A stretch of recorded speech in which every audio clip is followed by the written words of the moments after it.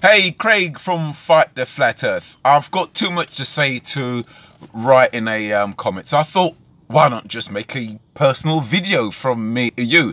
First of all, I love your channel. Your channel is just brilliant. Absolutely, I love watching. But the one that really topped it off for me the other night was between you and Lemon Bird. That was golden. I want to say the word TV, but that was golden viewing. But you're a better man than me. The patience you got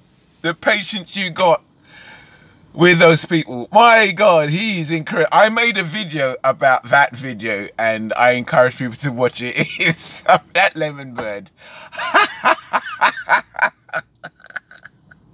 Anyway. So last night I was having an exchange with one of these characters, and he or she was going down the route of fake and all this business, and referring to the space agencies and the IAS as fake, and he sent me footage to confirm that he believed it's all fake and everything.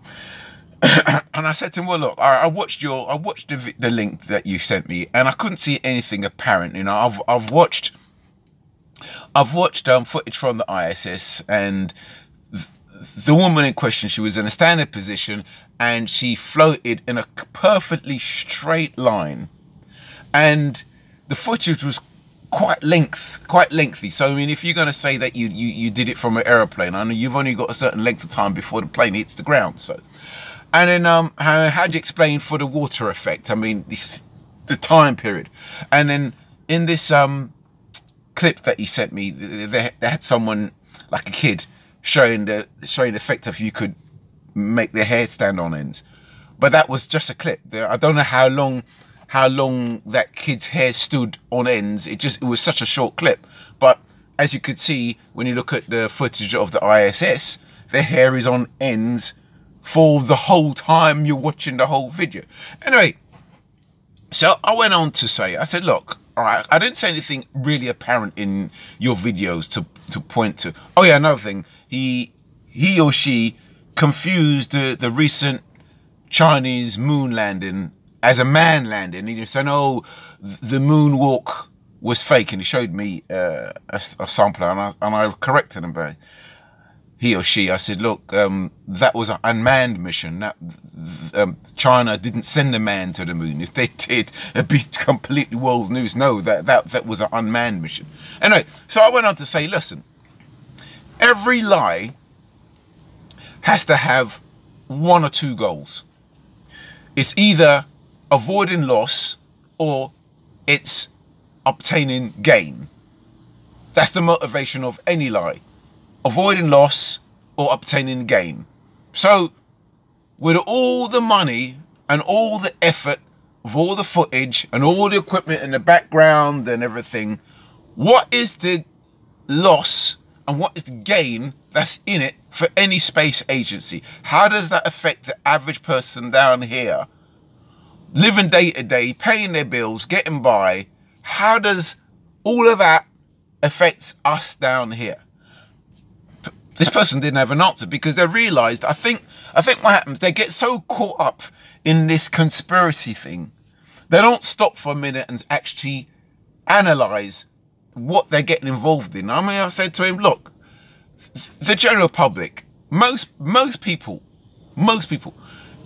if I was to walk down the high street with a clipboard and ask them, do you care about the shape of the earth?